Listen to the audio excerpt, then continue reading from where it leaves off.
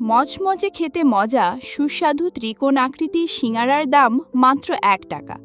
দ্রব্যমূল্যের এ ঊর্ধ্বগতির বাজারে এ যেন এক বিস্ময়। এমনই বিস্ময় ঝিনাইদহের শৈলকুপা উপজেলার ত্রিবেণী বাজারে।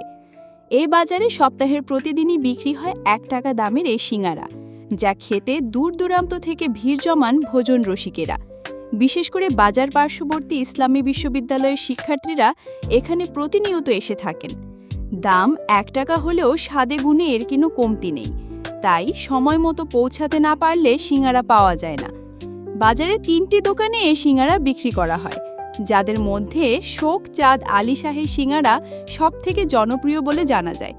সিঙাড়া বিক্রেতা শোক চাঁদ জানান, প্রতিদিন ৪ থেকে ৫ হাজার পিস সিঙাড়া বিক্রি করেন তিনি।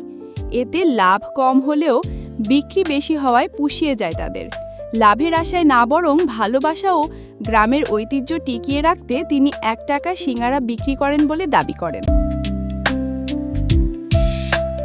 ১ টাকা সিঙাড়া পাওয়া যায়, আসলে এটি খেতে অসাধারণ। এসেও যে ১ টাকা সিঙাড়া এইভাবে এত সুস্বাদুভাবে তৈরি করবে আমাদের এলাকায়, এটা আমি কখনো ভাবিনি। আমার এলাকায় বাইরে থেকে দূর দূরান্ত থেকে লোক খাইতে আসে, দেখছি আমি অনেক খাইতে আসি মাঝে মধ্যে।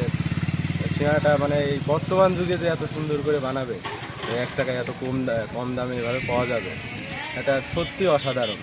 আমার নাম মোহাম্মদ ফোকসান আলী শাহ, গ্রাম ত্রিবেণী। আমি সিঙাড়া বিক্রি করি। পয়লা বিক্রি করতাম ৮ আনা, এখন আস্তে আস্তে মালের দাম বেশি হয়ে গেছে। এখন বর্তমানে আমি বিক্রি করছি ১ টাকা পিস, ১ টাকা করে বিক্রি করছি।